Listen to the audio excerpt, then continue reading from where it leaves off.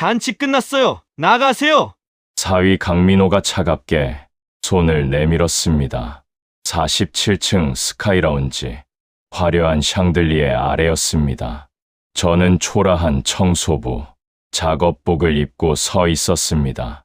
장인어른, 제발 이러지 마세요. 창피하잖아요. 딸 지혜까지 돌아서더군요. 그 순간 저는 핸드폰을 꺼냈습니다. 김 실장, 지금 바로 47층 전기 차단하세요. 안녕하세요. 저는 서울 관악구 월세 40만 원짜리 고시원에 사는 72세 박영수입니다. 얼마 전에 일어난 일 때문에 지금도 제 손은 떨리고 있습니다. 제 인생에서 가장 치욕적이면서도 가장 통쾌했던 그날의 이야기를 지금부터 들려드리겠습니다. 저는 지금 대형 빌딩 야간 청소부로 일하고 있습니다. 아니, 일하고 있었습니다. 매일 밤 11시부터 새벽 5시까지 47층짜리 빌딩을 청소했습니다. 월급은 220만 원, 30년을 이렇게 살았습니다. 외동딸 지혜는 15년 전에 결혼해서 강남 아파트에서 살고 있습니다. 사위 이름은 강민호, 48세입니다. 건축 회사를 운영하고 있죠. 그리고 외손주가 둘 있습니다. 초등학교 6학년 준서와 4학년 민지입니다. 겉으로 보기엔 평범한 장인과 사위 관계입니다. 하지만 지난 5년간 저는 지옥 같은 시간을 보냈습니다. 누구에게도 말하지 못했습니다. 딸한테 말하면 부부 싸움 날까봐, 손주들 못 볼까봐 참고 또 참았습니다. 그런데 어제 저는 더 이상 참을 수 없었습니다. 오늘은 그 이야기를 여러분께 들려드리려고 합니다. 제가 어떻게 사위에게 당했는지, 그리고 어떻게 끝냈는지 말입니다. 여러분도 혹시 저와 비슷한 상황이시라면 끝까지 들어주세요. 분명히 힘이 되실 겁니다. 사실 저는 예전에 건축 사업을 했습니다. 1975년부터 1995년까지 20년간이었습니다. 당시 서울 강남 개발의 핵심 건축가였습니다. 박영수 건축 직원만 500명이 넘었고 제가 설계한 건물은 서울 곳곳에 있습니다. 그때 제 사진은 경제지 표지에도 실렸었습니다. 건축계의 마에스트로라는 별명도 있었습니다. 하지만 IMF가 터졌습니다. 1997년 대한민국이 무너지던 그 해였습니다. 제 회사도 부도가 났습니다. 은행 빚이 150억 원이 넘었습니다. 저는 회사를 정리해야 했습니다. 정확히는 정리한 것처럼 보이게 했습니다. 하지만 완전히 손을 뗀 건 아니었습니다.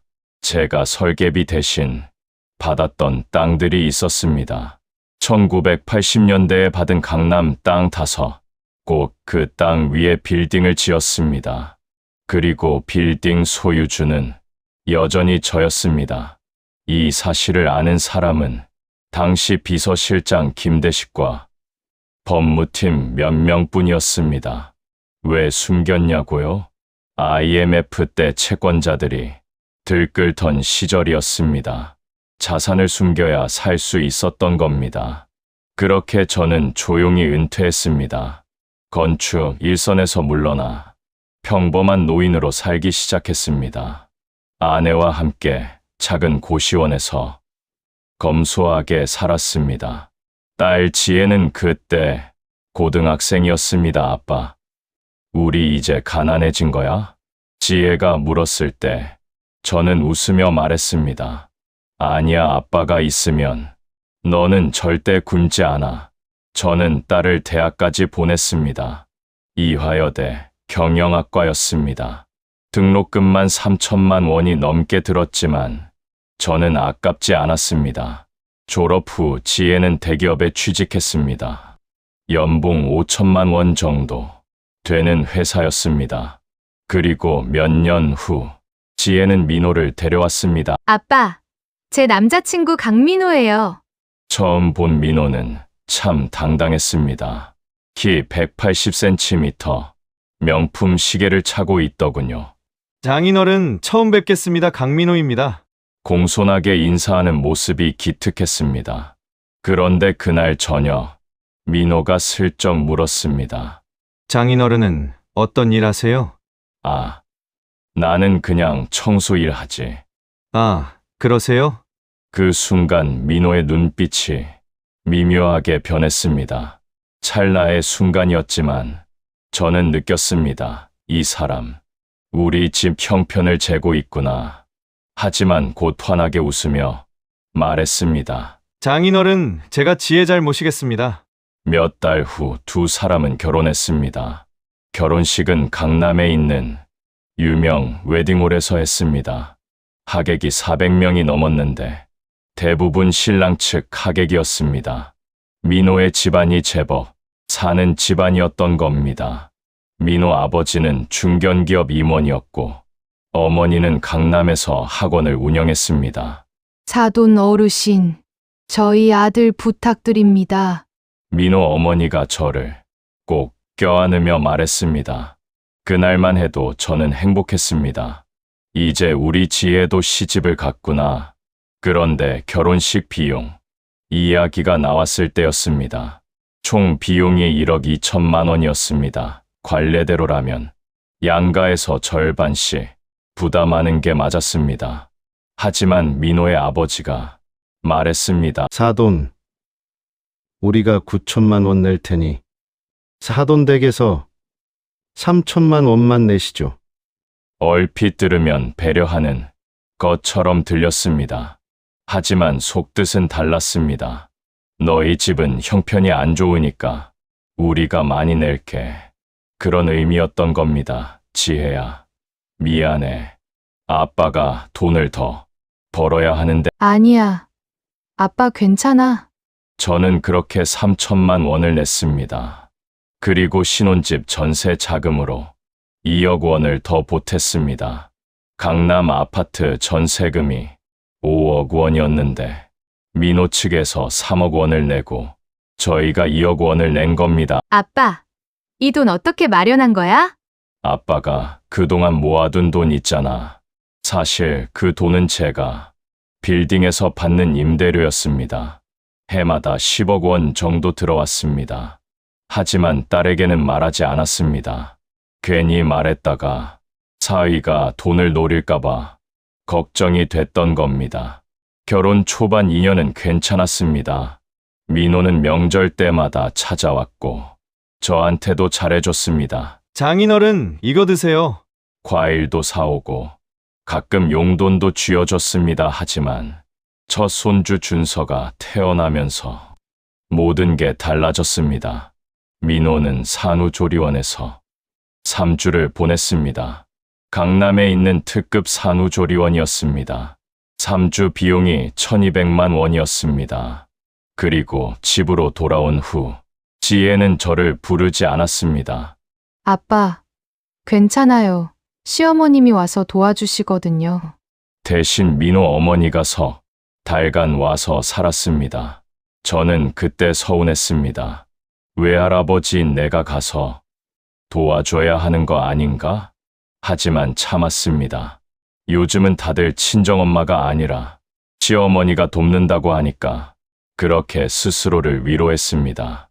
그런데 100일 잔치 때였습니다. 강남에 있는 한정식집에서 잔치를 했습니다. 하객이 30명 정도 왔는데 대부분 민호의 친척들이었습니다. 저는 구석자리에 혼자 앉아 있었습니다. 그때 민호 어머니가 큰 소리로 말했습니다. 우리 준서가 얼마나 잘생겼는지 몰라요. 우리 민호 닮아서 그런가 봐요. 그리고 덧붙였습니다. 아이고, 사돈 어르신도 오셨네요. 어르신, 식사 맛있게 하세요. 마치 저를 하객 중 한 명처럼 대하는 투였습니다. 주인공은 민호의 가족이고 저는 그냥 초대받은 손님 같았습니다. 그날 저는 집에 돌아와서 혼자 울었습니다. 내가 뭐가 부족해서 이런 취급을 받아야 하지?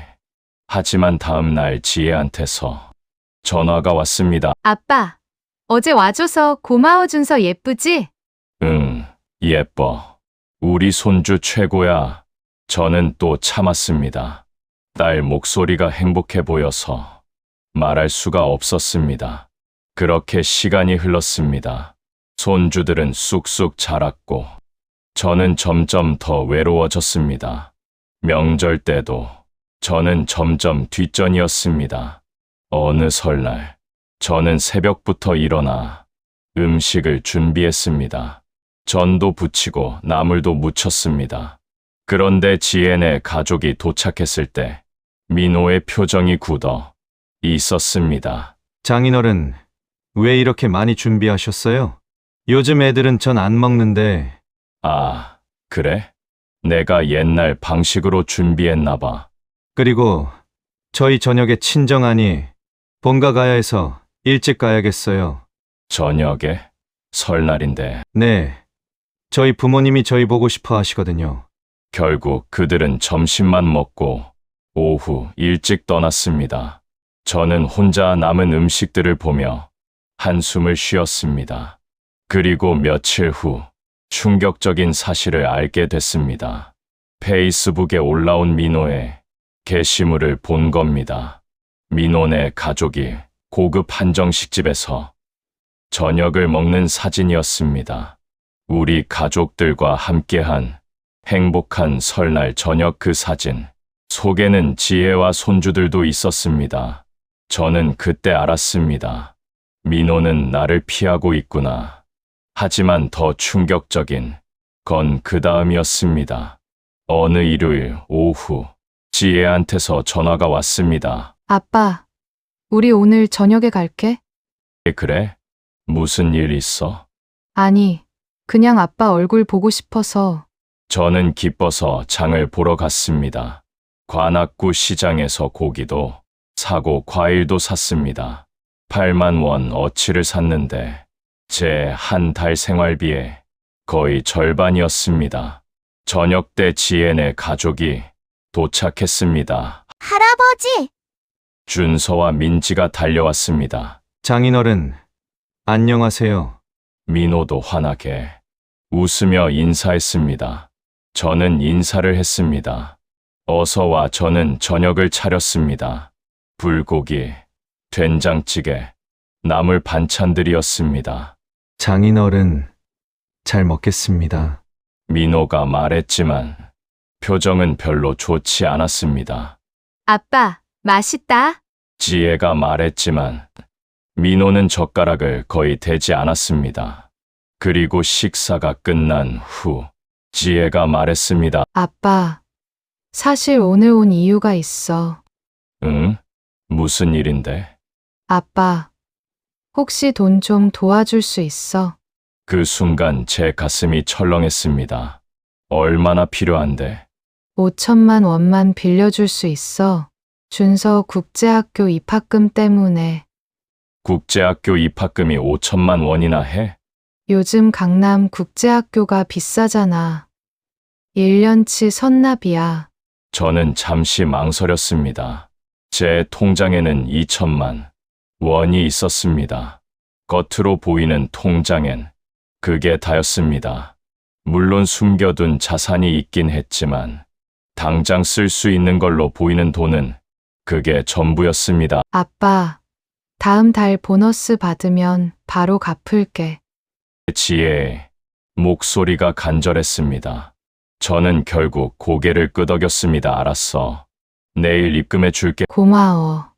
아빠, 지혜가 웃었지만 옆에 있던 민호의 표정은 무표정했습니다. 다음 날 저는 은행에 가서 적금을 깨고 숨겨둔 계좌에서 돈을 옮겨 5천만 원을 지혜 계좌로 송금했습니다. 그리고 한 달이 지났습니다. 2달이 지났습니다. 지혜한테서 돈을 갚겠다는 연락은 없었습니다. 저는 참고 기다렸습니다. 지혜가 바쁜가 보다. 그런데 어느 날 저는 또 충격을 받았습니다. 민호의 인스타그램에 올라온 사진이었습니다. 청담동에 있는 고급 레스토랑에서 찍은 가족 사진이었습니다. 사랑하는 아내와의 달콤한 데이트 결혼 10주년 기념. 그 사진 속 테이블 위에는 와인과 스테이크가 있었습니다. 최소 50만 원은 넘는 코스 요리였습니다. 저는 그때 깨달았습니다. 아, 돈이 없는 게 아니구나. 나한테 갚을 생각이 없는 거구나. 하지만 저는 전화하지 않았습니다. 내가 먼저 돈 달라고 하면 안 될 것 같아서. 그렇게 또 시간이 지났습니다. 어느 토요일 오후, 집에서 TV를 보고 있는데 초인종이 울렸습니다. 누구세요? 장인어른, 접니다. 민호 목소리였습니다. 저는 반가워서 문을 열었습니다. 그런데 민호 혼자였습니다. 지혜랑 애들은? 애들은 학원 가고, 지혜는 친구 만났어요. 그래, 들어와. 민호가 들어와서 작은 의자에 앉았습니다. 그리고 한참을 망설이더니 입을 열었습니다. 장인어른, 미안한데 또 부탁이 있어요.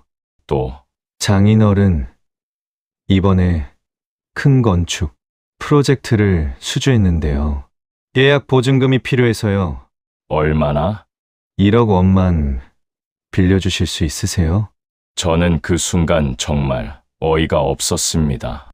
지난번 5천만 원도 안 갚았는데 이번엔 1억 원이라니 민호야. 지난번 5천만 원은? 아, 그거 죄송해요. 다음 달에 같이 갚을게요. 민호야. 내가 그렇게 만만해 보여? 제 목소리가 떨렸습니다. 장인어른, 죄송합니다. 근데 정말 급해요. 다음 주까지 돈 마련 못하면 계약 날아가요. 계약. 날아가면 되잖아. 장인어른, 민호가 목소리를 높였습니다. 저도 제 인생이 있어요. 이번 프로젝트 성공하면 회사가 크게 성장할 수 있단 말이에요. 저는 그 순간 가슴이 무너지는 기분이었습니다. 내 사위가 나한테 소리를 지르다니 민호야. 나한테는 그런 큰 돈 없어. 장인어른 통장에 돈 있잖아요. 제가 알아요. 그게 다야. 내 생활비야. 장인어른, 월세가 40만 원인데 무슨 생활비가 그렇게 많이 들어요? 민호의 말에 저는 할 말을 잃었습니다. 장인어른, 제발 이번만요. 정말 이번만 도와주세요. 민호가 고개를 숙였습니다. 저는 그 모습을 보며 눈물이 났습니다. 내가 사위를 이렇게 만들었나? 하지만 결국 저는 고개를 저었습니다. 미안하다. 정말 없어. 민호의 얼굴이 굳었습니다. 그러시겠다는 거죠? 미안하다. 민호가 벌떡 일어섰습니다. 알겠습니다. 저 혼자 알아서 하겠습니다. 그리고 문을 쾅 닫고 나갔습니다. 저는 그 자리에 주저앉았습니다. 내가 뭘 잘못한 거지? 그날 밤, 저는 잠을 이루지 못했습니다. 천장을 보며 밤새 생각했습니다. 내가 너무 냉정한 건가? 그래도 사위인데 하지만 다른 한편으로는 생각했습니다. 아니야, 5천만 원도 안 갚았는데 1억을 달라니. 이건 아니야. 그리고 며칠 후였습니다. 지혜한테서 차갑게 식은 문자가 왔습니다. 아버지. 민호가 아버지한테 돈 빌리러 갔다가 거절당했다고 하더라고요. 실망이에요. 저는 그 문자를 보며 가슴이 무너졌습니다.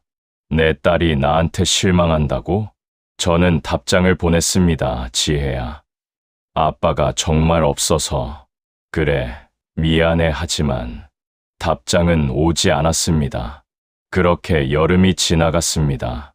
지혜한테서는 연락이 없었습니다. 저는 매일 핸드폰을 들여다봤습니다. 혹시 지혜가 문자라도 보냈나? 하지만 아무것도 없었습니다. 그러다가 광복절이 되었습니다. 저는 혼자 집에서 컵라면을 끓여 먹고 있었습니다. 그때 카카오톡 알림이 왔습니다. 민호가 보낸 사진이었습니다. 제주도 바닷가에서 찍은 가족 사진이었습니다. 장인어른, 저희 제주도 왔어요. 날씨 좋네요. 저는 그 사진을 보며 울었습니다. 내가 돈 없다고 했는데 제주도 여행은 갈 여유가 있다니. 저는 그때 결심했습니다. 이제 그만하자. 더 이상 이 사람들한테 기대하지 말자. 하지만 그건 시작에 불과했습니다. 추석 명절이 다가왔습니다. 저는 혼자 송편을 빚고 있었습니다. 새벽부터 시작해서 150개 넘게 만들었습니다. 지혜네 가족이 올 때 줘야지. 그런데 아침에 지혜한테서 전화가 왔습니다. 아빠, 미안한데 오늘 못 갈 것 같아. 응, 추석인데. 시댁에서 우리 보고 싶어 하셔서. 올해는 시댁에서 보내기로 했어. 그래, 그럼 내일이라도 올래? 내일은 민호 친척. 모임이 있대. 미안해. 아빠, 전화가 끊겼습니다. 저는 빚어 놓은 송편들을 보며 한숨을 쉬었습니다. 그리고 혼자 송편을 먹었습니다. 입에서 씹히는 송편이 모래알처럼 느껴졌습니다. 나는 뭐 하는 거지? 다음 날 오후, 저는 냉장고에 남은 송편을 이웃집 할머니한테 나눠줬습니다. 어머, 영수 씨, 이거 다 어떻게 만드셨어요? 그냥 손이 가더라고요. 따님네는 안 오셨어요? 네, 바빠서 못 왔어요. 거짓말이었습니다. 하지만 저는 그렇게 말할 수밖에 없었습니다. 창피했습니다. 그리고 며칠 후였습니다. 저는 마트에 갔다가 우연히 지혜네 가족을 봤습니다.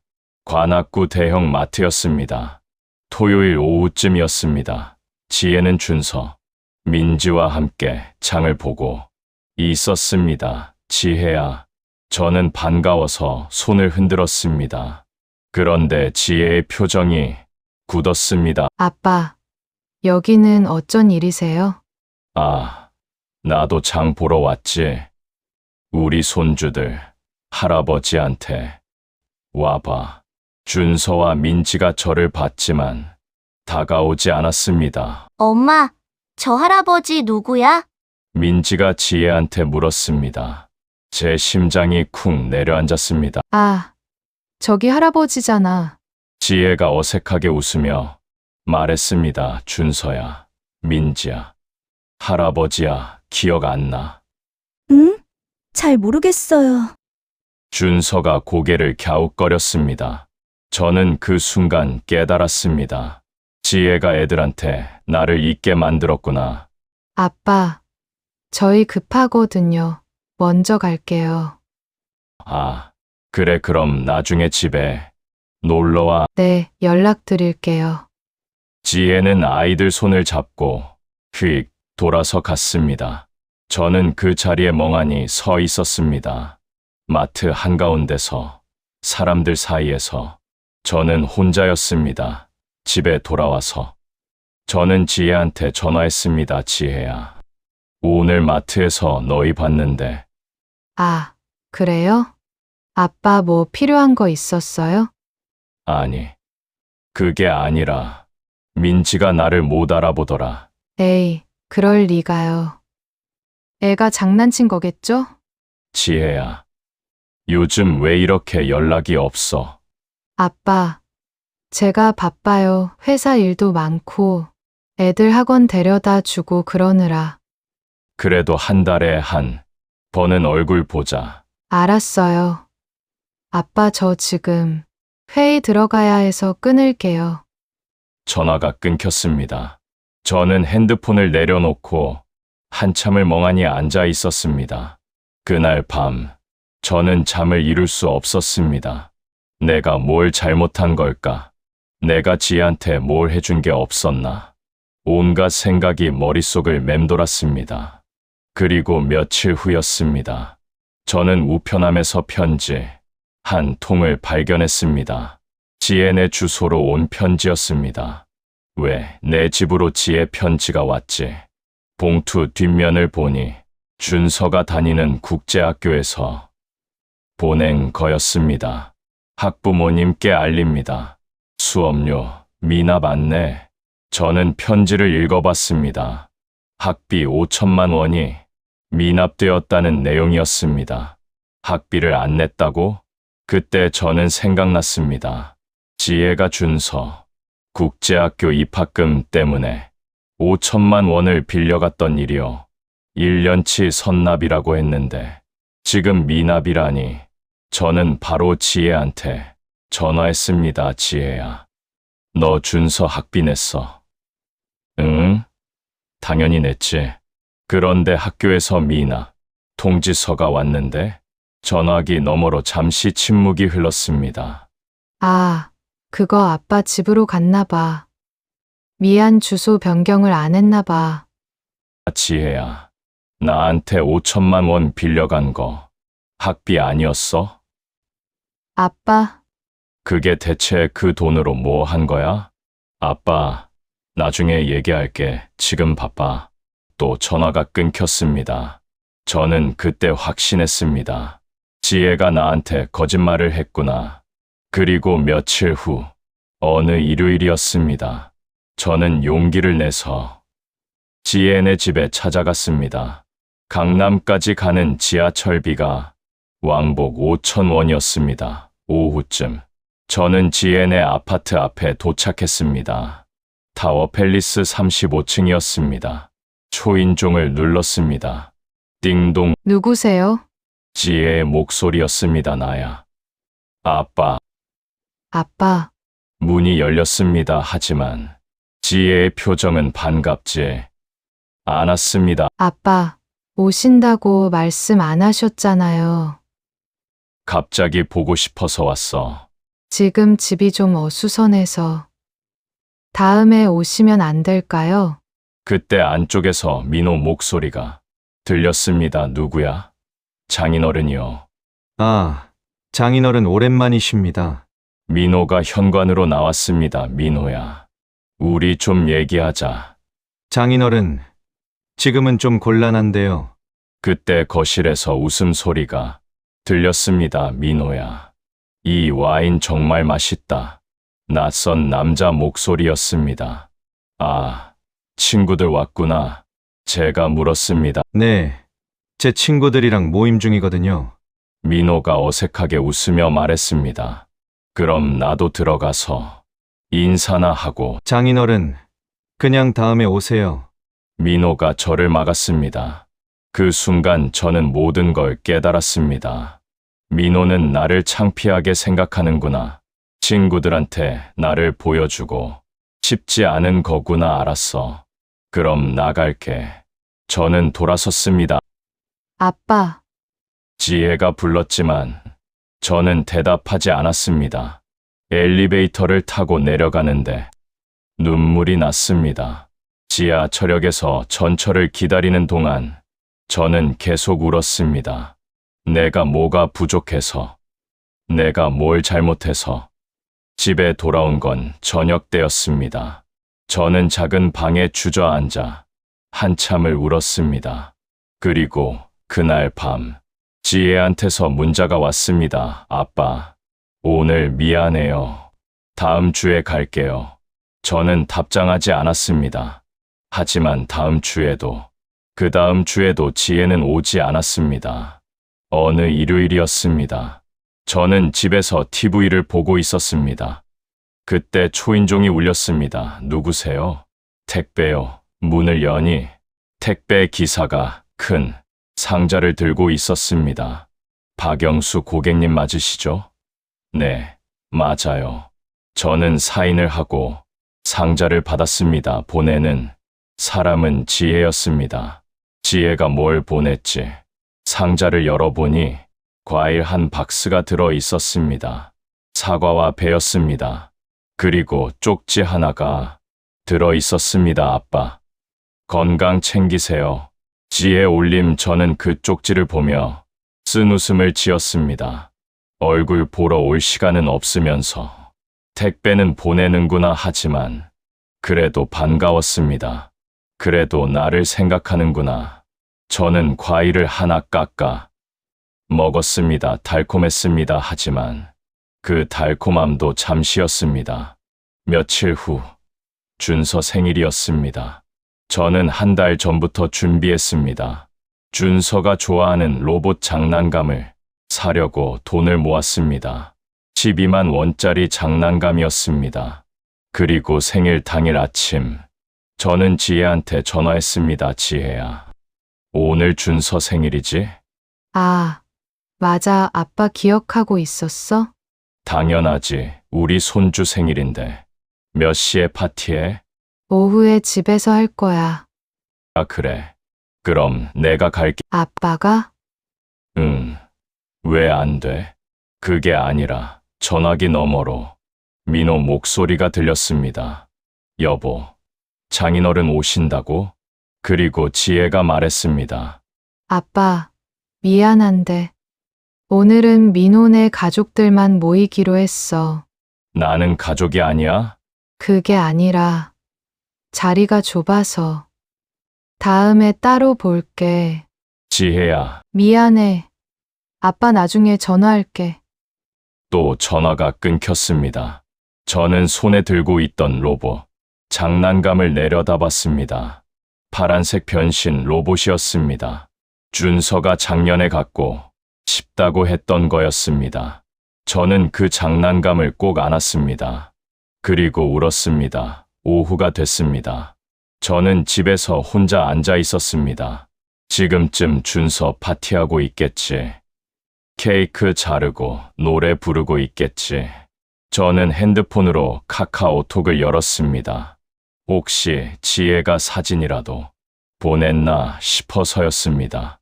하지만 아무것도 없었습니다. 대신 민호의 인스타그램에 사진이 올라왔습니다.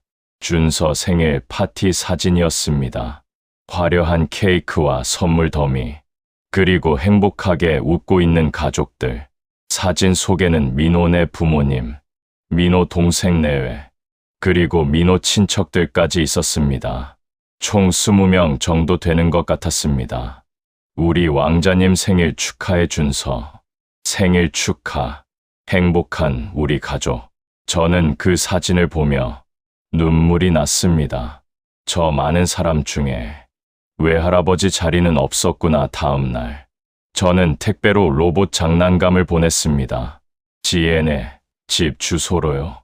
그리고 며칠 후, 지혜한테서 문자가 왔습니다. 아빠, 로봇 고마워요. 준서가 좋아해요. 그게 전부였습니다. 전화 한 통 없었습니다. 저는 그때 결심했습니다. 이제 정말 기대하지 말자. 그런데 바로 다음 날이었습니다. 집 전화가 울렸습니다. 여보세요? 장인어른, 저 민호예요. 민호 목소리였습니다. 민호야, 무슨 일이야? 장인어른, 다음 주 토요일에 시간 되세요? 응? 무슨 일인데? 제 회사 창립 10주년 파티하거든요. 제 심장이 쿵 뛰었습니다. 드디어 나를 초대하는구나. 그래. 몇 시에? 저녁 7시요. 강남에 있는 영수빌딩 스카이라운지에서 해요. 영수빌딩, 제가 30년 전에 설계하고 지은 바로 그 빌딩이었습니다. 제 이름을 따서 지은 빌딩이었습니다. 거기서 해? 네, 거기가 제일 좋다고 해서요. 장인어른 오실 수 있으시죠? 그럼 가야지. 그런데 장인어른, 부탁이 있어요. 뭔데? 그날 저희 거래처 분들이 많이 오시거든요. 혹시 옷 좀 신경 써서 입어 주실 수 있으세요? 옷, 내 회사 행사니까 좀 격식 있게요. 혹시 정장 같은 거 있으세요? 정장은 없는데. 아, 그럼 깔끔한 셔츠라도요. 제 회사 체면도 있고 하니까요. 저는 그 말에 기분이 묘했습니다. 날 초대하면서 옷까지. 지적하다니. 하지만 저는 대답했습니다. 알았어. 신경 쓸게. 감사합니다, 장인어른. 그럼 그날 뵐게요. 전화가 끊겼습니다. 저는 옷장을 열어봤습니다. 제게 있는 가장 괜찮은 옷은 15년 전에 산 검정색 재킷이었습니다. 좀 낡았지만 그래도 깔끔했습니다. 저는 그 재킷을 꺼내서 다렸습니다. 이 정도면 되겠지. 그리고 일주일을 기다렸습니다. 회사 창립 파티에 갈 생각을 하니 설레기도 하고 불안하기도 했습니다. 민호 친구들이 날 어떻게 볼까? 지혜는 나한테 잘해줄까? 온갖 생각이 들었습니다. 드디어 토요일이 밝았습니다. 파티 당일이었습니다. 저는 아침 일찍 일어나서 샤워를 했습니다. 그리고 머리를 말리고 옷을 입었습니다. 검정 재킷에 흰색 셔츠, 검정 바지였습니다. 거울을 보니 그래도 괜찮아 보였습니다. 오늘은 당당하게 가자. 오후 5시쯤 저는 집을 나섰습니다. 관악구에서 지하철을 타고 강남으로 갔습니다. 지하철비를 내고 1시간 반을 달렸습니다. 저녁 6시 50분쯤 저는 영수빌딩 앞에 도착했습니다. 30년 만에 제대로 보는 제 빌딩이었습니다. 높이 솟은 47층 건물, 화려한 유리 외벽, 입구의 분수대까지. 저는 잠시 그 앞에 서서 옛 기억을 떠올렸습니다. 내가 여기를 설계했지. 내가 여기 주인이지. 감회가 새로웠습니다. 저는 로비로 들어갔습니다. 경비실의 김대식 실장이 저를 보더니 깜짝 놀랐습니다. 회장님. 조용히 김 실장. 저는 손가락을 입에 갖다 댔습니다.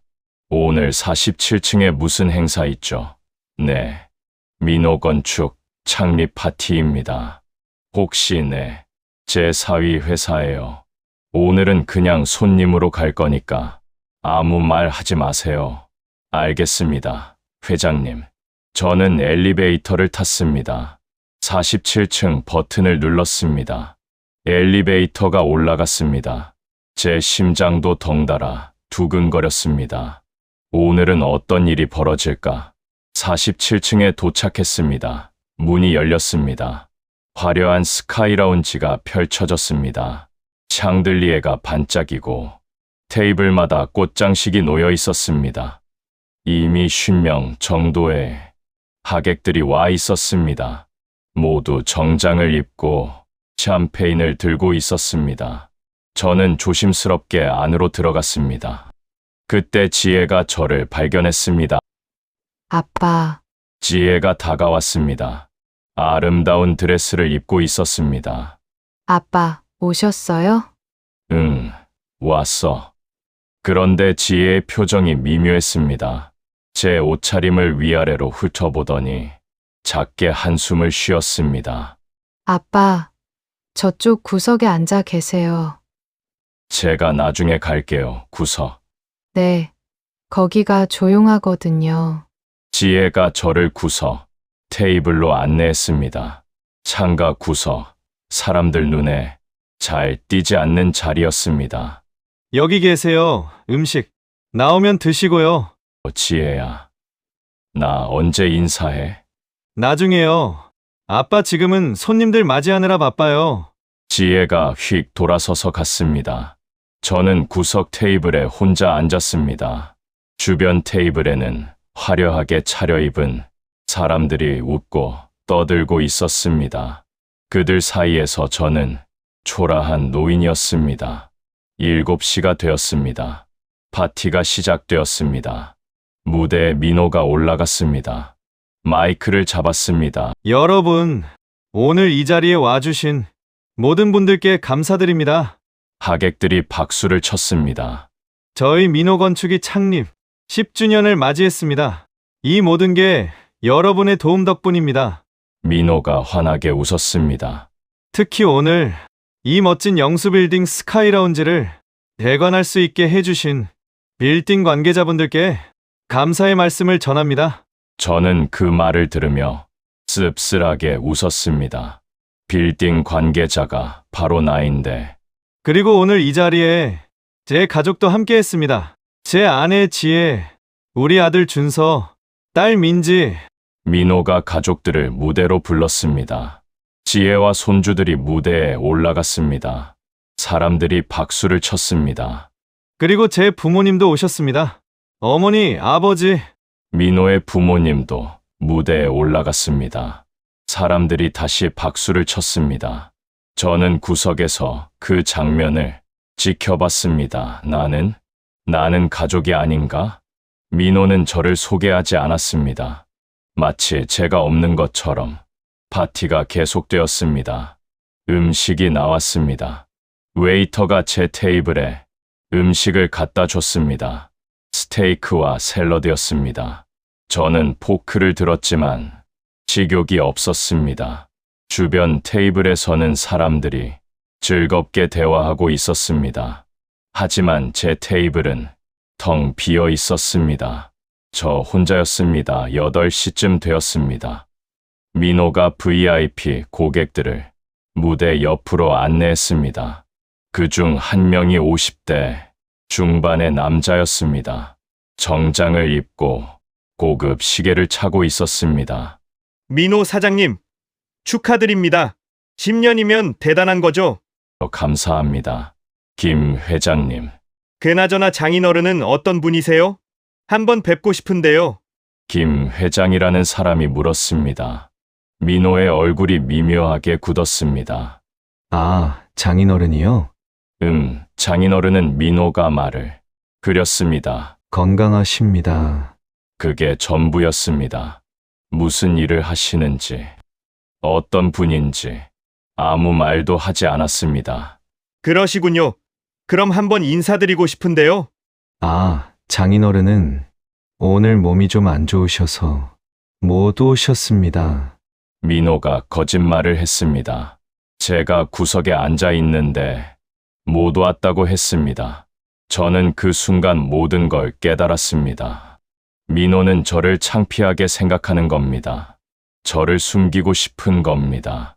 청소부 장인을 VIP 고객들에게 보여주고 싶지 않은 겁니다. 제 가슴이 타들어갔습니다. 하지만 참았습니다. 조금만 더 참자. 조금만 더 8시 30분쯤 되었습니다. 저는 화장실에 가려고 자리에서 일어났습니다. 복도로 나왔습니다. 그때 뒤에서 목소리가 들렸습니다. 여보, 장인어른 정말 안 오신 거 맞아? 지혜의 목소리였습니다. 응, 안 오셨어. 다행이야. 민호의 목소리였습니다. 다행? 응. 솔직히 장인어른 오시면 좀 곤란하잖아.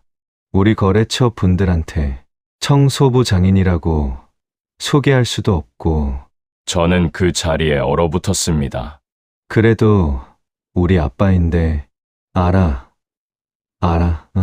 근데 오늘은 우리 회사 중요한 날이잖아.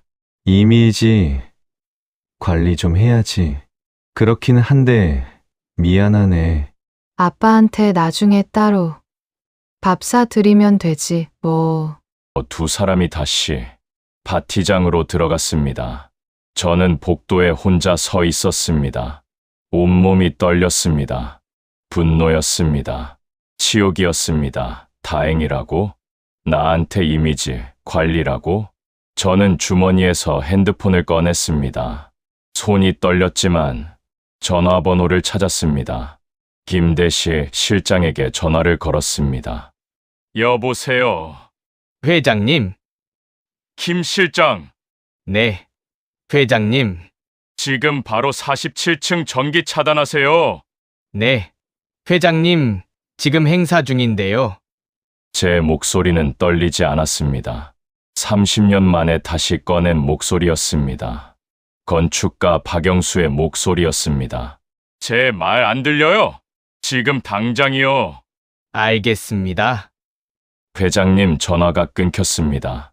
저는 파티장으로 다시 들어갔습니다. 구석 테이블로 가지 않았습니다. 입구 근처에 섰습니다. 그리고 지켜봤습니다. 1분이 지났습니다. 2분이 지났습니다. 그때였습니다. 파티장에 조명이 깜빡이기 시작했습니다. 사람들이 웅성거렸습니다. 불이 왜 이래? 정전인가? 그리고 갑자기 찰칵 모든 불이 꺼졌습니다. 샹들리에도, 테이블 조명도, 무대 조명도 완전한 암흑이었습니다. 사람들이 비명을 질렀습니다.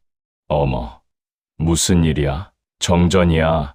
핸드폰 불 켜. 혼란이 시작되었습니다. 민호가 당황해서 소리쳤습니다.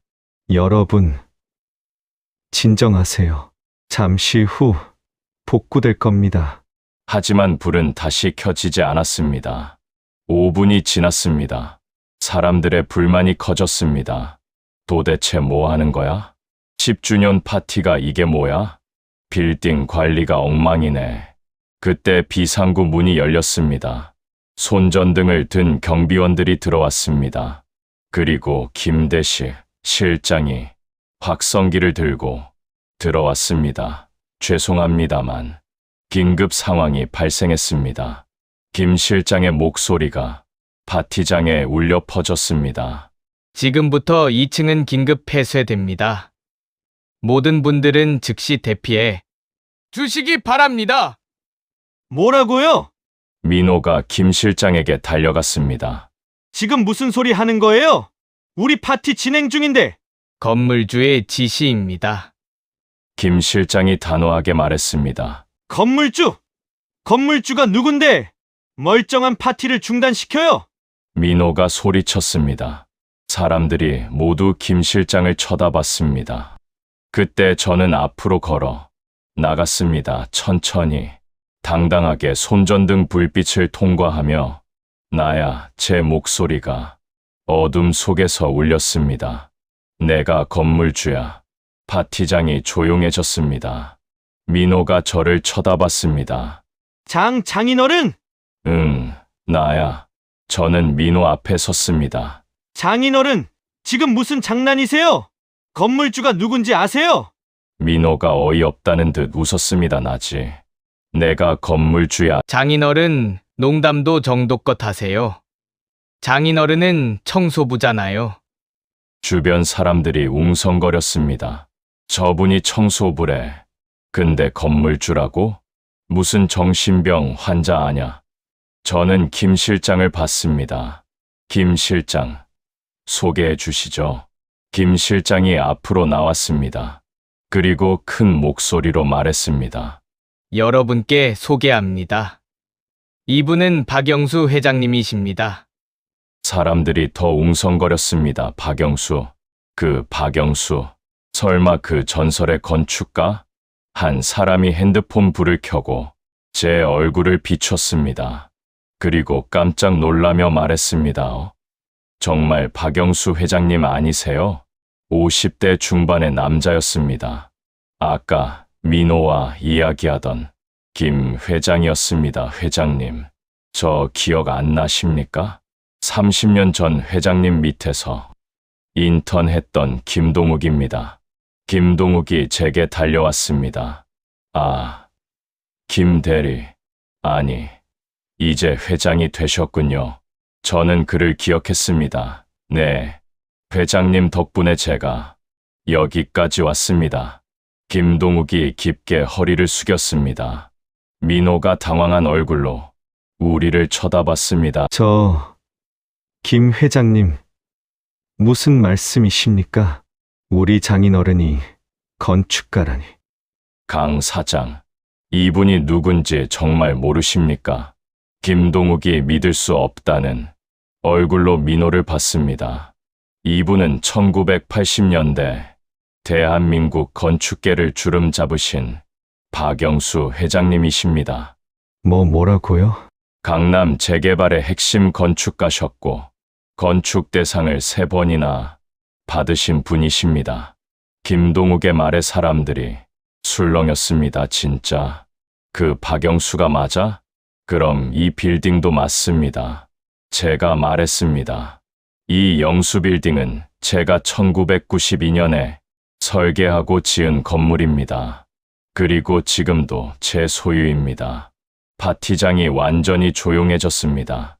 민호가 입을 떡 벌렸습니다. 장인어른이 이 빌딩 주인이라고요? 그렇다고 아까 말했잖아. 저는 차갑게 말했습니다. 그럼 장인어른은 청소부가 아니라 청소부? 맞아. 저는 민호를 똑바로 쳐다봤습니다.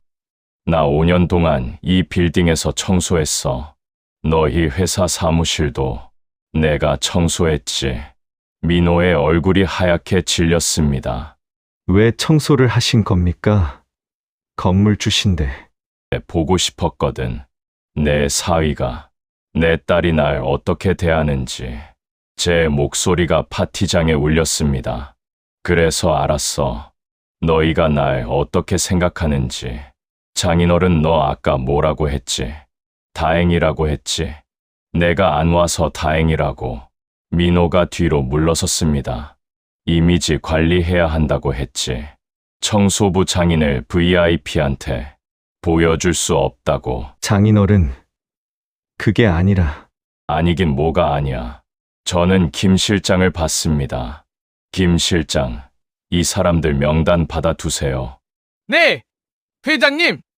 앞으로 이 빌딩 출입 금지요. 알겠습니다!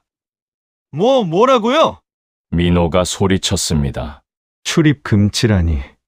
그게 무슨 말씀이십니까? 들은 그대로야. 너희 회사, 이 빌딩에서 나가. 제 말에 파티장이 술렁였습니다.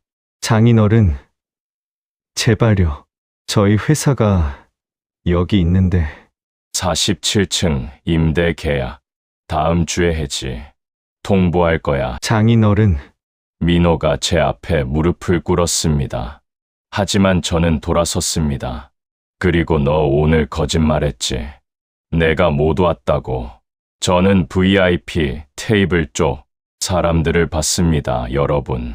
제가 오늘 여기 왔었습니다. 저기 구석에 혼자 앉아 있었죠. 사람들이 웅성거렸습니다. 그럼 사위가 장인을 숨긴 거네. 창피하다고? 이런 불효가 어디 있어? 저는 다시 민호를 봤습니다. 민호야. 넌 날 청소부로만 봤어. 돈 없는 늙은이로만 봤지. 장인어른, 죄송합니다. 이제 와서 죄송하다고? 저는 냉정하게 말했습니다. 너희 회사, 이 빌딩에서 2주 안에 나가. 그리고 다시는 내 앞에 나타나지 마, 장인어른. 하지만 저는 더 이상 듣지 않았습니다. 파티장을 나왔습니다. 뒤에서 민호와 지혜가 부르는 소리가 들렸습니다. 하지만 저는 멈추지 않았습니다. 엘리베이터를 탔습니다. 문이 닫혔습니다. 그제야 저는 한숨을 쉬었습니다. 드디어 끝냈다. 엘리베이터가 1층에 도착했습니다. 문이 열렸습니다. 로비에는 김대식 실장이 기다리고 있었습니다. 회장님, 괜찮으십니까? 괜찮아요. 김 실장, 저는 로비 소파에 앉았습니다. 손이 떨렸습니다. 방금 일어난 일이 믿기지 않았습니다. 내가 정말 저렇게 한 거야? 하지만 후회는 없었습니다. 오히려 속이 시원했습니다. 회장님, 물 드릴까요? 고맙습니다. 김 실장이 물 한 잔을 가져다 줬습니다. 저는 물을 한 모금 마셨습니다. 그때 엘리베이터가 다시 내려왔습니다. 민호와 지혜가 뛰어나왔습니다. 장인어른! 민호가 저를 향해 달려왔습니다. 하지만 경비원들이 막았습니다. 회장님 허락 없이는 접근 불가입니다. 나 사위야! 내 장인이라고! 민호가 소리쳤습니다. 지혜도 울먹이며 말했습니다. 아빠, 제발 우리 좀 만나줘요. 저는 그들을 쳐다봤습니다. 그리고 김 실장에게 말했습니다. 들여보내주세요. 네, 회장님. 경비원들이 물러섰습니다.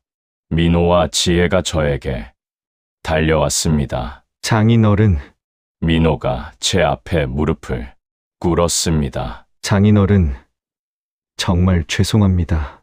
제가 정말 잘못했습니다. 지혜도 무릎을 꿇었습니다. 아빠, 미안해요. 정말 미안해요. 저는 그들을 내려다봤습니다. 뭐가 미안한데? 장인어른을 제대로 대접하지 못한 것, 청소부라고 무시한 것, 그게 다야? 제 목소리가 차갑게 나왔습니다. 장인어른, 민호야, 넌 지금 뭐가 잘못됐는지 모르는 거야? 저는 민호를 똑바로 쳐다봤습니다. 넌 내가 가난할 때는 무시했고, 부자인 걸 알고는 무릎 꿇고 있어. 장인어른, 그게 아닙니다. 그게 아니긴 뭐가 아니야. 딱 그거야. 저는 일어섰습니다. 지혜야, 네, 아빠. 너도 마찬가지야. 아빠가 청소부일 때는 창피해했지. 택배로 과일이나 보내고. 아빠, 그런데 지금은 아빠가 빌딩 주인인 걸 알고는 무릎 꿇고 있네. 지혜가 고개를 떨궜습니다. 아빠. 저희가 정말 잘못했어요. 한 번만 용서해 주세요. 용서. 저는 쓴웃음을 지었습니다. 지혜야. 5년이야, 5년 동안 나 혼자 얼마나 외로웠는지 알아? 제 목소리가 떨렸습니다. 명절 때마다 혼자 송편 빚고, 손주 생일에도 못 가고, 돈만 뜯기고, 아빠, 그리고 오늘 내 빌딩에서 열린 파티에 구석에 앉혀놓고 없는 사람 취급했지. 저는 민호를 봤습니다. 민호야. 넌 나한테 뭐라고 했지? 다행이라고 했잖아. 내가 안 와서 다행이라고. 민호가 얼굴을 들지 못했습니다. 이미지 관리해야 한다고 했지.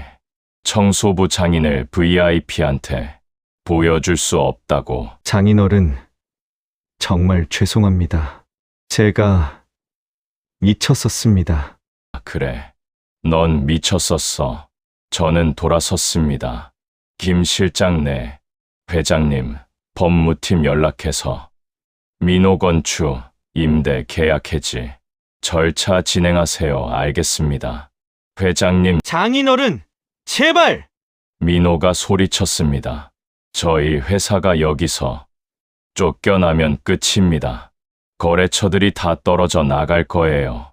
그건 내 문제야. 저는 차갑게 말했습니다. 그리고 민호야, 한 가지 더 내내. 너 나한테 빌려간 돈 기억하지? 민호의 얼굴이 하얗게 질렸습니다. 5천만 원 준서 국제학교. 입학금이라고 했지. 근데 학교에서 미납 통지서 왔더라. 장인어른, 그 돈으로 뭐 했어? 외제차 샀지. 제주도 여행 갔지. 민호가 대답하지 못했습니다. 다음 주까지 5천만 원 갚아. 이자 붙여서 7천만 원. 장인어른, 그런 돈이 어디 있습니까? 없으면 법적 조치 취할 거야. 저는 김 실장을 봤습니다. 김 실장, 차 준비됐습니까? 네. 회장님, 대기 중입니다. 갑시다. 저는 로비를 걸어 나갔습니다. 뒤에서 민호와 지혜가 우는 소리가 들렸습니다. 장인어른, 아빠. 하지만 저는 뒤돌아보지 않았습니다. 빌딩 밖으로 나왔습니다.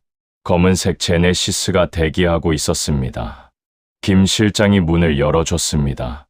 회장님, 타세요! 저는 차에 탔습니다. 창밖을 봤습니다. 빌딩 입구에 민호와 지혜가 서 있었습니다. 지혜가 손을 흔들었습니다. 민호가 무릎을 꿇었습니다. 하지만 차는 출발했습니다. 그들의 모습이 점점 작아졌습니다. 그리고 사라졌습니다. 저는 눈을 감았습니다. 눈물이 흘러내렸습니다. 내가 옳은 일을 한 걸까? 하지만 돌이킬 수는 없었습니다. 이미 결정한 일이었습니다. 차는 조용히 달렸습니다. 회장님, 어디로 모실까요? 기사님이 물었습니다. 호텔로 가세요. 네. 회장님 30분 후 차는 강남의 한 특급 호텔에 도착했습니다. 김 실장이 미리 예약해 둔 스위트룸이었습니다. 저는 방에 들어갔습니다. 넓은 거실, 푹신한 침대, 큰 창문 너머로 보이는 서울 야경. 하지만 저는 행복하지 않았습니다. 소파에 앉아서 한참을 멍하니 있었습니다. 그때 핸드폰이 울렸습니다. 지혜였습니다. 저는 받지 않았습니다. 다시 울렸습니다. 또 받지 않았습니다. 문자가 왔습니다. 아빠, 제발 전화 받아줘요. 우리 얘기 좀 해요. 저는 문자를 지웠습니다. 그리고 핸드폰을 꺼버렸습니다. 더 이상 흔들리고 싶지 않았습니다. 다음 날 아침이 밝았습니다. 저는 호텔 식당에서 아침을 먹었습니다. 혼자였습니다. 식사를 마치고 방으로 돌아오는데 로비에서 누군가 저를 불렀습니다. 회장님, 김대식 실장이었습니다. 김 실장, 무슨 일입니까? 회장님, 어젯밤에 사위분이 빌딩 앞에서 밤새 계셨습니다. 밤새? 네. 아침까지 로비에 앉아 계셨습니다. 지금도 계십니다. 저는 잠시 망설였습니다. 그냥 두세요. 네, 회장님. 하지만 오후가 되었습니다. 김 실장한테서 다시 전화가 왔습니다. 회장님, 사위분이 아직도 계십니다. 24시간째입니다. 그리고 따님도 오셨습니다. 손주들도 함께요.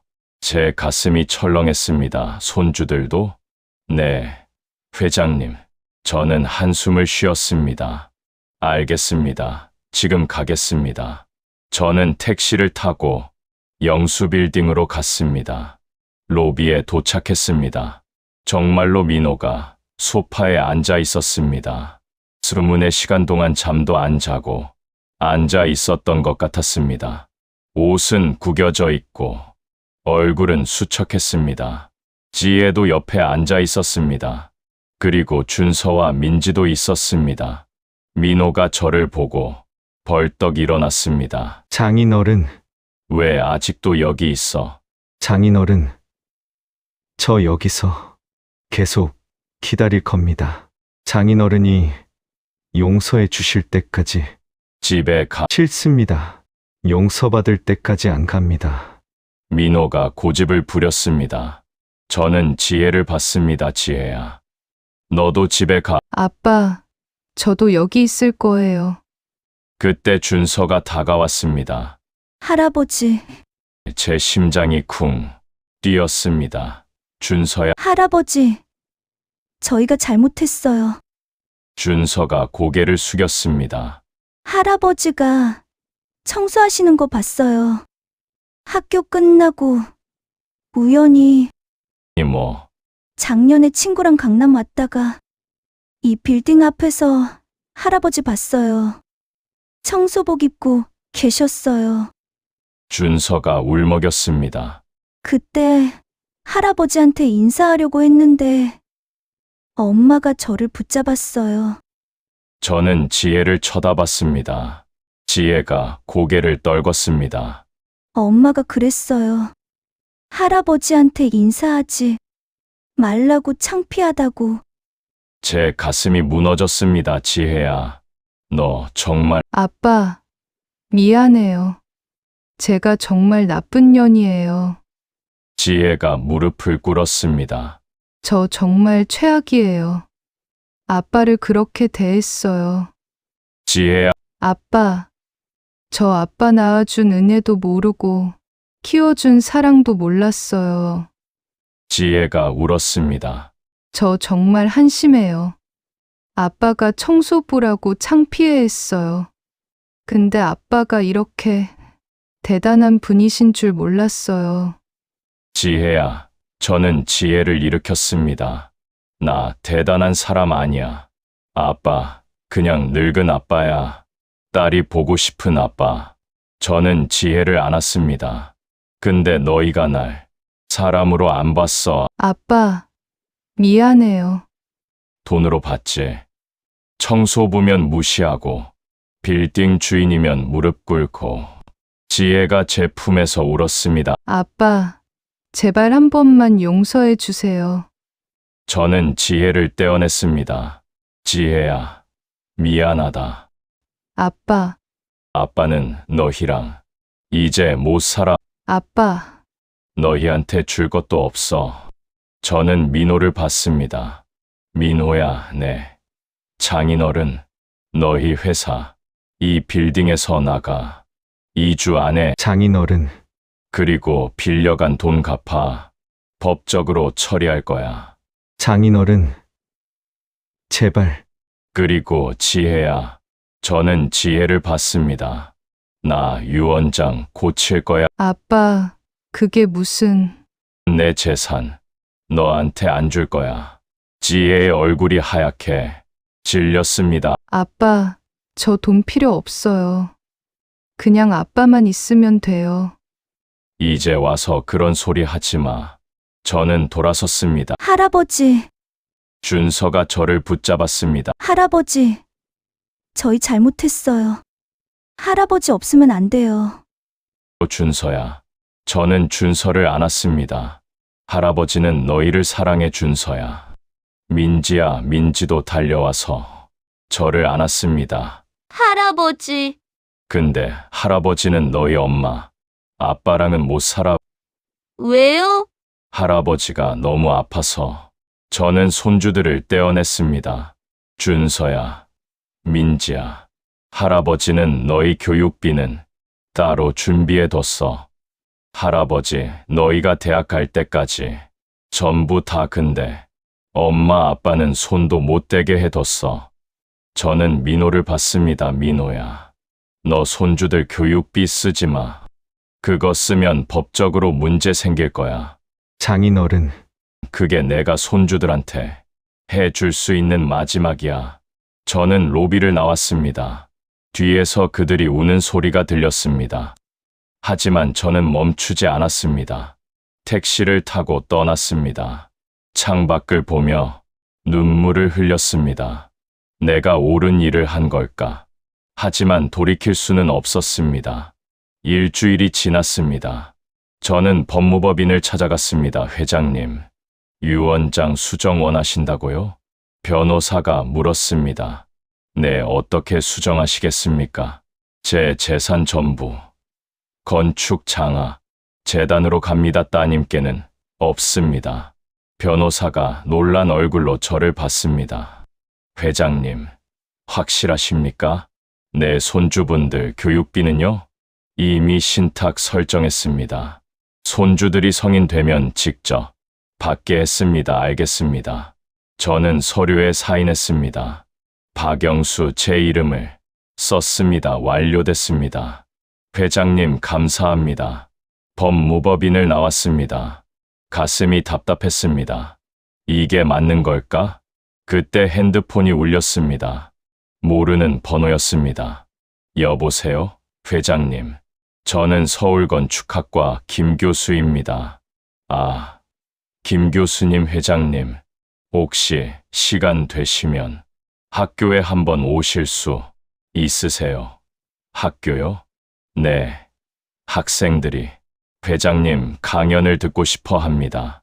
저는 잠시 생각했습니다. 좋습니다. 가겠습니다. 며칠 후, 저는 서울건축학과 강의실에 섰습니다. 100명 정도의 학생들이 저를 쳐다봤습니다. 모두 20대 초반의 젊은이들이었습니다. 안녕하세요. 저는 박영수입니다. 학생들이 박수를 쳤습니다. 저는 50년 전 여러분과 같은 자리에 앉아 있었습니다. 저는 천천히 말했습니다. 가난한 집안의 아들이었습니다. 대학 등록금도 없어서 아르바이트를 3개나 했습니다. 학생들이 숨죽여 들었습니다. 하지만 저는 꿈이 있었습니다. 사람들이 행복하게 살 수 있는 건물을 짓고 싶었습니다. 저는 창밖을 봤습니다. 그래서 열심히 공부했습니다. 밤을 새워 설계도를 그렸습니다. 그리고 30년 동안 건축가로 살았습니다. 성공도 했고 실패도 했습니다. 저는 학생들을 봤습니다. 하지만 제가 여러분께 하고 싶은 말은 이겁니다. 건축은 단순히 건물을 짓는 게 아닙니다. 사람의 삶을 만드는 겁니다. 학생들이 고개를 끄덕였습니다. 돈을 위해서가 아니라 사람을 위해서 건축하세요. 제 목소리가 울렸습니다. 그게 제가 50년 동안 배운 전부입니다. 강연이 끝나고 학생 하나가 손을 들었습니다. 회장님, 질문 있습니다. 네, 말씀하세요. 회장님은 지금 행복하십니까? 그 질문에 저는 잠시 멈칫했습니다. 행복하냐고요? 네, 저는 깊게 숨을 쉬었습니다. 아니요. 지금은 행복하지 않습니다. 학생들이 술렁였습니다. 제가 사랑하는 사람들과 떨어져 있거든요. 저는 솔직하게 말했습니다. 하지만 언젠가는 행복해질 겁니다. 제가 옳은 일을 했다고 믿으니까요. 강연을 마치고 학교를 나왔습니다. 캠퍼스를 걷는데 젊은 학생들이 보였습니다. 웃고 떠들고 꿈을 꾸는 그들이 부러웠습니다. 그때 누군가 저를 불렀습니다. 회장님. 돌아보니 한 여학생이 달려오고 있었습니다. 회장님. 저 질문했던 학생입니다. 아, 네, 회장님. 이거 드리고 싶어요. 여학생이 종이 한 장을 건넸습니다. 설계도였습니다. 이게 뭔가요? 제가 설계한 노인복지센터예요. 회장님, 강연 듣고 그렸어요.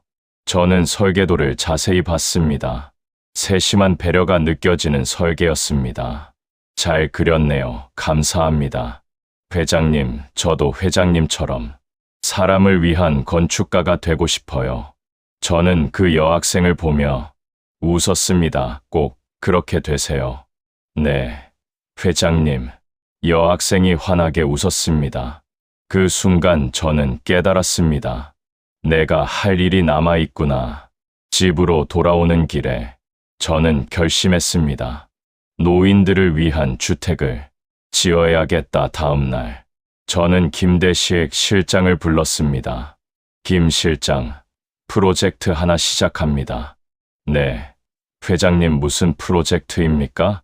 노인복지주택 건립입니다. 노인복지주택이요?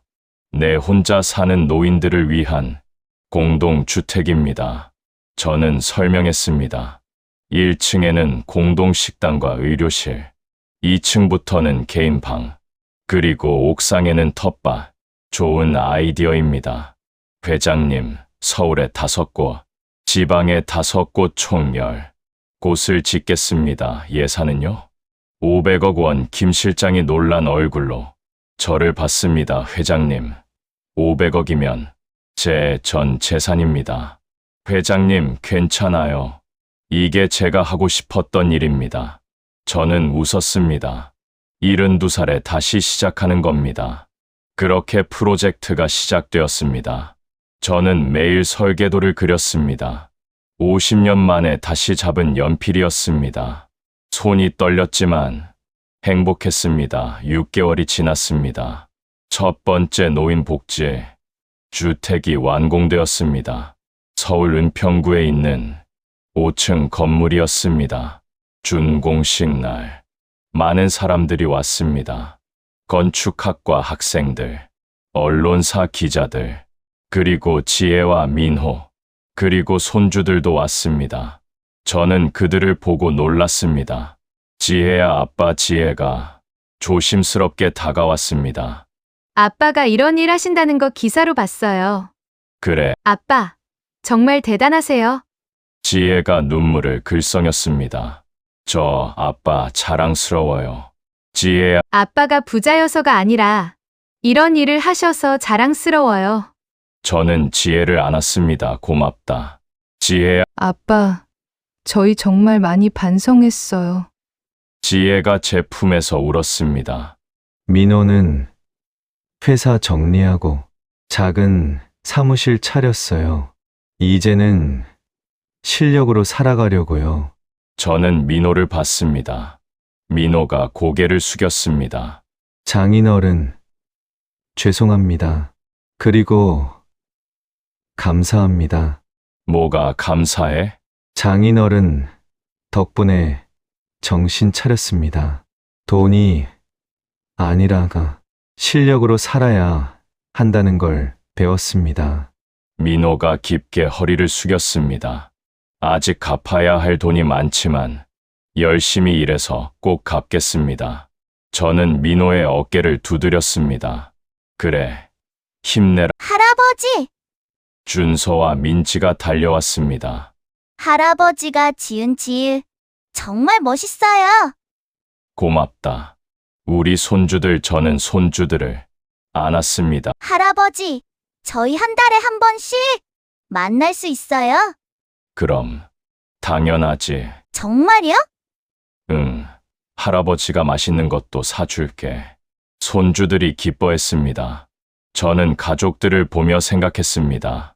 완전히 용서할 수는 없어 하지만 천천히 다시 시작할 수는 있겠지. 준공식이 시작되었습니다. 저는 단상에 올라갔습니다. 마이크를 잡았습니다. 안녕하세요. 박영수입니다.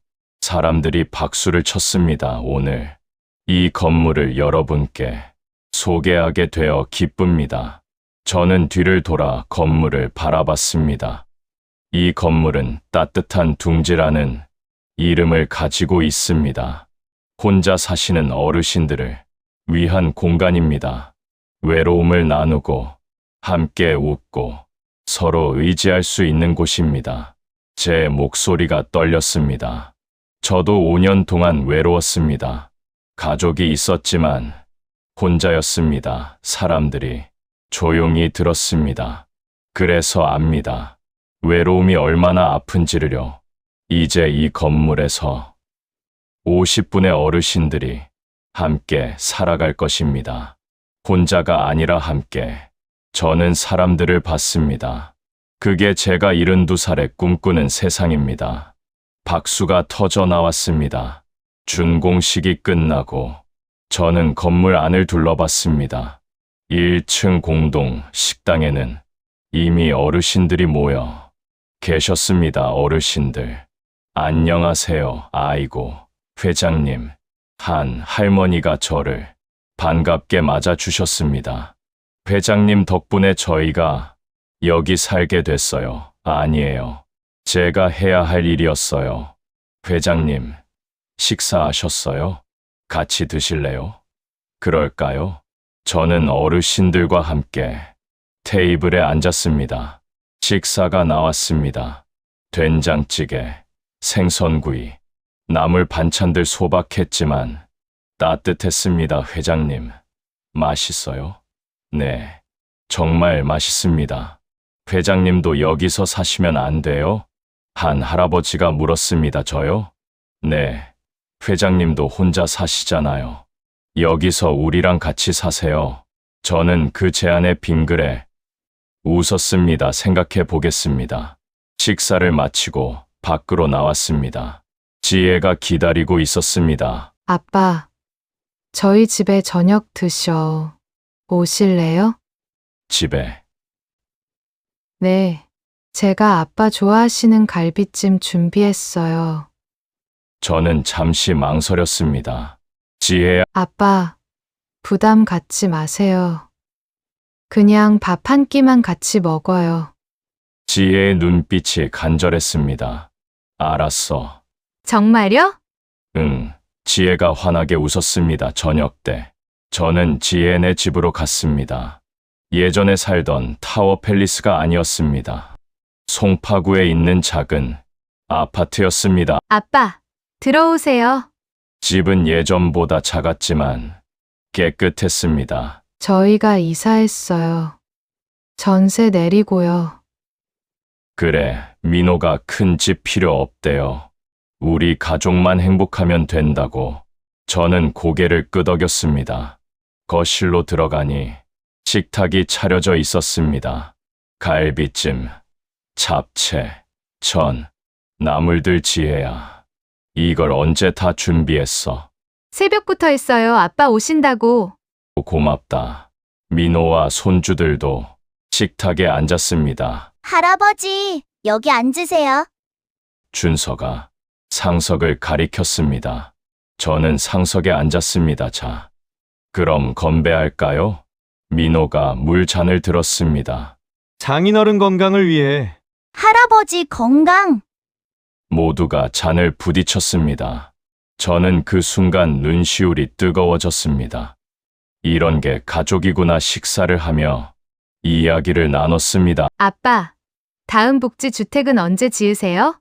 다음 달에 부산에서 착공해. 와, 부산요? 저희도 구경 가도 돼요?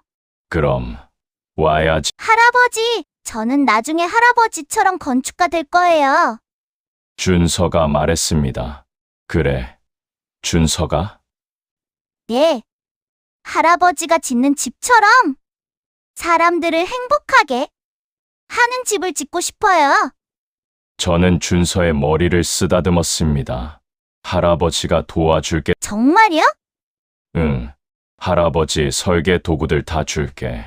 그리고 주말마다 할아버지가 가르쳐 줄게. 와. 감사합니다, 할아버지. 준서가 기뻐했습니다. 식사가 끝나고 저는 베란다로 나갔습니다. 서울 야경이 보였습니다. 지혜가 따라 나왔습니다. 아빠, 아빠, 응. 아빠, 저희 완전히 용서해 주실 수는 없으시죠? 저는 한참을 침묵했습니다. 지혜야. 솔직히 말하면 아직은 아니야. 알아요.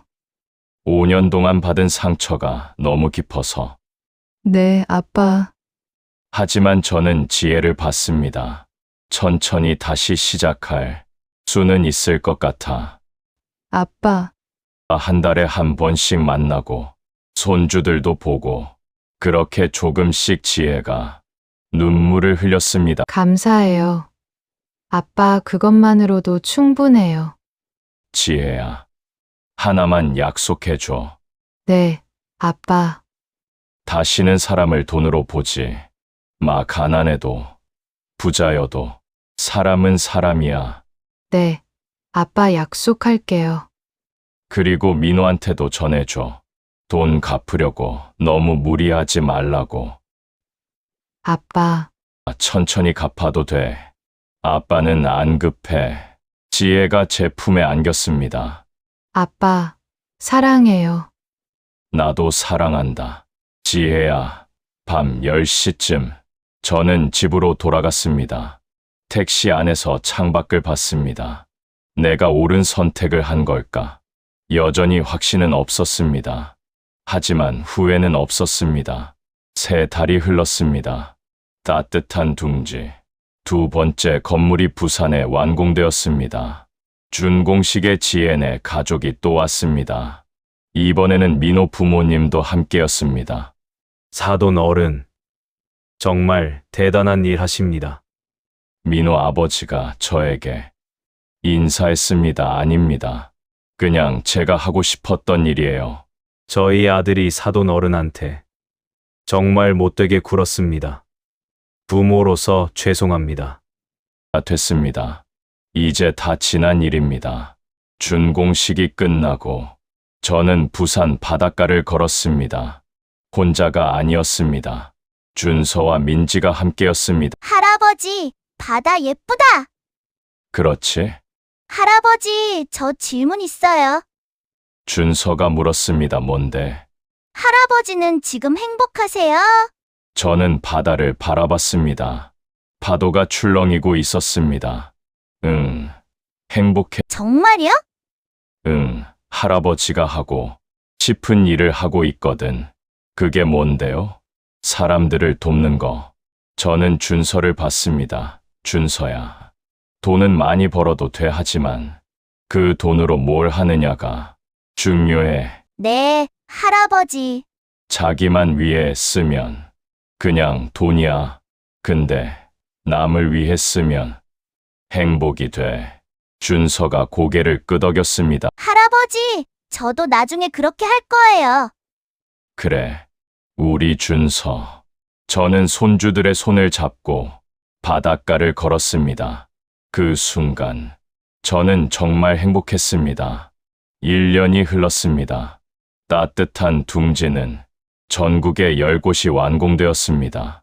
500명의 어르신들이 외로움을 나누며 살고 계셨습니다. 그리고 저는 건축학과 겸임 교수가 되었습니다. 일주일에 한 번 학생들을 가르쳤습니다. 여러분, 오늘은 노인복지주택 설계에 대해 배워봅시다. 학생들이 집중해서 들었습니다. 가장 중요한 건 뭘까요? 안전성입니다. 한 학생이 대답했습니다. 맞습니다. 하지만 그것만으로는 부족해요. 저는 칠판에 글씨를 썼습니다. 따뜻한 건물은 단순히 안전하기만 하면 안 됩니다. 따뜻해야 해요. 사람이 사람을 느낄 수 있어야 합니다. 학생들이 고개를 끄덕였습니다.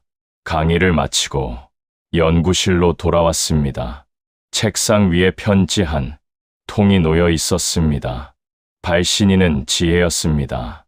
편지를 열어봤습니다. 아빠께 아빠, 잘 지내시죠?